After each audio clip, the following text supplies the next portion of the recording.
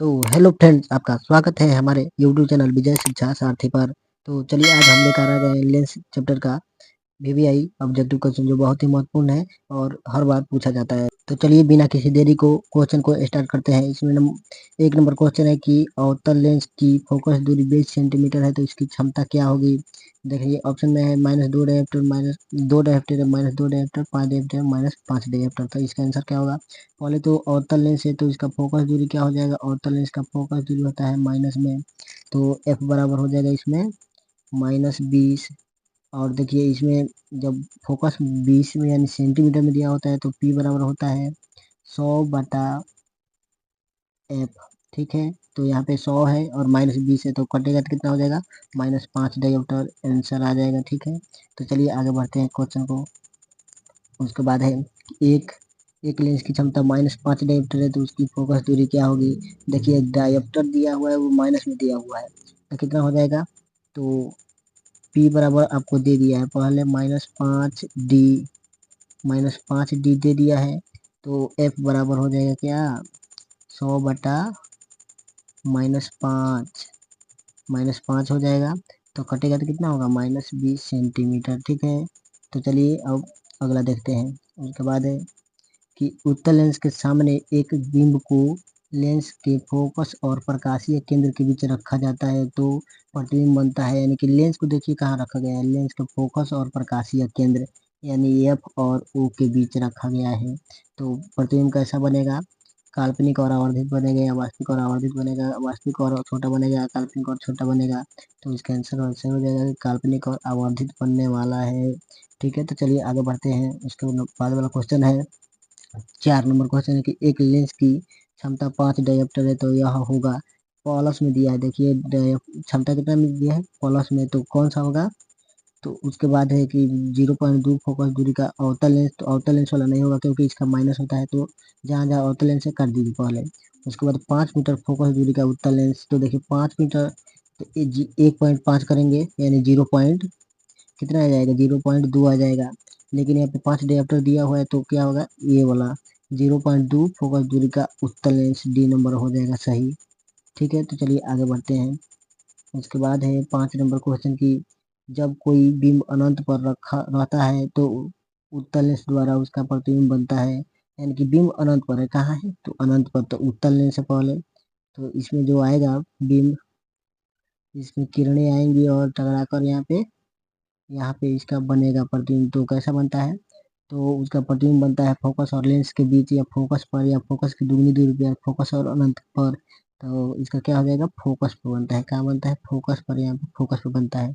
उसके बाद अगला नंबर क्वेश्चन है कि 6 नंबर उत्तल लेंस द्वारा काल्पनिक प्रतिबिंब बनता है जब बिंब कहाँ रहता है, काल्पनिक प्रतिबिंब बनता है जब फोकस पर रहता है या फोकसांतर से कम दूरी पर रहता है या अनंत पर रहता है या फोकसांतर की दूनी दूरी पर, अर्थात अनंत और अनंत के बीच रहता है, यानी कि अनंत के बीच।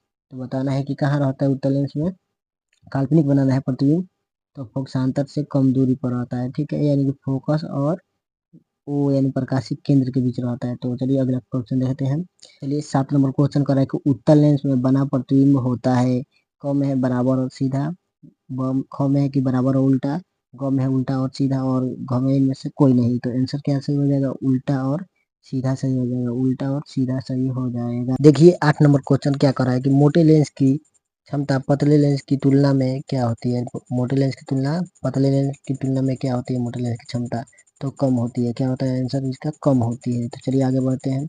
उसके बाद है 9 नंबर क्वेश्चन की सामान्य परिस्थितियों में प्रिज्म से गुजरने पर अधिक तरंगदैर्ध्य की प्रकाश किरण का विचलन कम तरंगदैर्ध्य की प्रकाश की किरण की अपेक्षा क्या होता है, अधिक होता है या कम होता है या बराबर होता है या ठीक दुगना होता है। तो बताना है पहले कि प्रिज्म से गुजरने पर अधिक तरंगदैर्ध्य की प्रकाश का विचलन क्या होता है, कम होता है। यानी कि प्रकाश का तरंगदैर्ध्य जितना ज्यादा होगा विचलन उतना ही कम होगा, और तरंगदैर्ध्य जितना कम होगा विचलन उतना ही ज्यादा होगा। ठीक है, तो चलिए आगे बढ़ते हैं।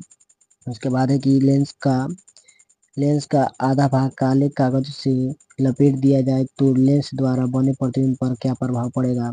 ए में है कि प्रतिबिंब लुप्त हो जाएगा, बी में माने कि बी में है कि प्रतिबिंब मापने में आधा हो जाएगा। ग में है कि कोई असर नहीं पड़ेगा और घ में है कि प्रतिबिंब की चमक कम हो जाएगी। तो इसका सही आंसर क्या हो जाएगा? प्रतिबिंब की चमक कम हो जाएगी। क्या होगा? तो प्रतिबिंब की चमक कम हो जाएगी। तो चलिए अगला नंबर क्वेश्चन पर चलते हैं। 11 नंबर क्वेश्चन कह रहा है कि एक लेंस की क्षमता 10 डायोप्टर है तो उसका नाभ्यंतर बताना है, यानी कि आपको फोकस बताना है। तो इसका फोकस क्या हो जाएगा? 0.1 मीटर या 0.1 मीटर या 100 मीटर या 10 मीटर या 1 मीटर।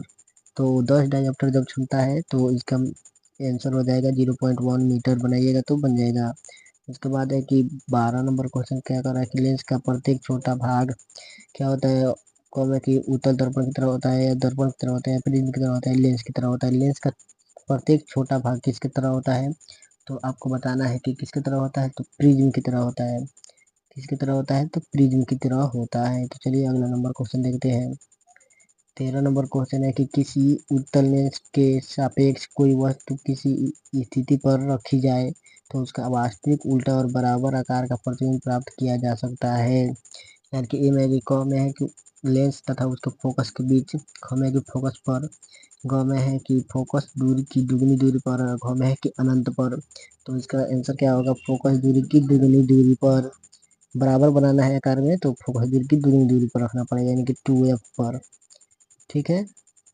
उसके बाद अगला चलते हैं कि उत्तल लेंस में जब वस्तु फोकस एवं लेंस के बीच रखी जाती है तब प्रतिबिंब बनता है। कैसे बनता है? काल्पनिक और सीधा बनता है, काल्पनिक और उल्टा बनता है, वास्तविक और उल्टा बनता है, वास्तविक और सीधा बनता है। तो इसका आंसर सही क्या होगा? इसका सही आंसर हो जाएगा काल्पनिक और सीधा बनती है। जब उत्तल लेंस में वस्तु कहाँ रखी गई है? फोकस और लेंस के बीच, यानी कि एफ और ओ के बीच रखा जाएगा। तो ठीक है। तो अगला नंबर क्वेश्चन पर चलते हैं कि 15 नंबर क्वेश्चन क्या कर रहा है कि एक उत्तल लेंस पर उसके मुख्य अक्ष समांतर की प्रकाश की किरणें पड़ रही, उसके दूसरी ओर प्रकाश के केंद्र और मुख्य मुख्य गया है। ठीक है। तो फोकस के है और बीचों बीच एक पर्दा रख दिया जाए तो क्या होगा इसका आंसर?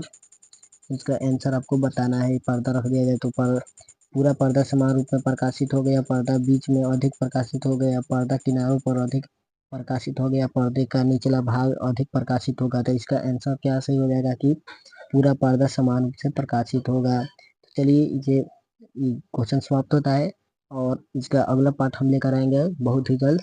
तो चलिए धन्यवाद और वीडियो को शेयर कर दीजिएगा।